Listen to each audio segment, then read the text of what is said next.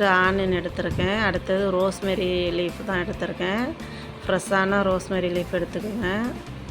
அது சூப்பராக ஹேர் லாஸை கண்ட்ரோல் பண்ணும், ஹேரை ஷைனிங்காக வச்சுக்கும். செம்பருத்தி இலையும் எடுத்திருக்கேன். எடுத்து நல்லா ஃபைன் பேஸ்ட்டாக நல்லா அரைச்சிட்டு வந்துட்டேன்.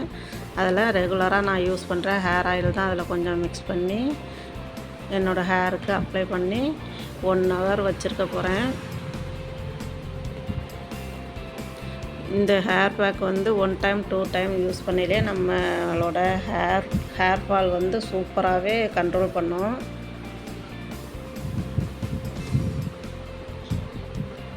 இந்த ஹேர் பேக் யூஸ் பண்ண அப்புறம் நம்மளோட ஹேர் நல்லா சில்கியாக மாற்றி கொடுக்கும்.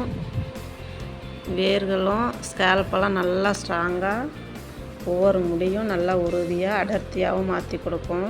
இந்த நுனையில் உடையிறது எல்லாமே ஸ்டாப் ஆகும்.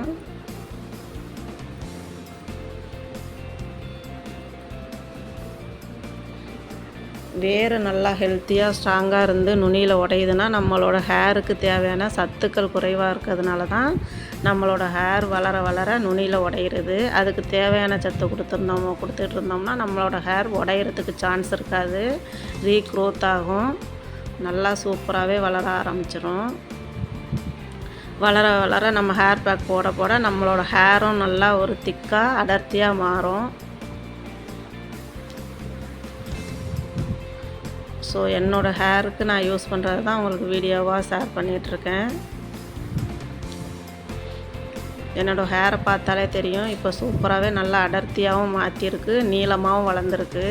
இதுக்கு கீழே வந்து நைஸாக இருக்கும் முடி, அதனால தான் கொஞ்சம் பாதியோட காமிச்சிருக்கேன். பாருங்கள் என்னோடய ஹேர் எவ்வளோ சூப்பராக அடர்த்தியாக இருக்குது அப்படின்னு. ஸோ பிடிச்சிருந்தா நீங்களும் ட்ரை பண்ணுங்கள் ஃப்ரெண்ட்ஸ். ஓகே, பாய்.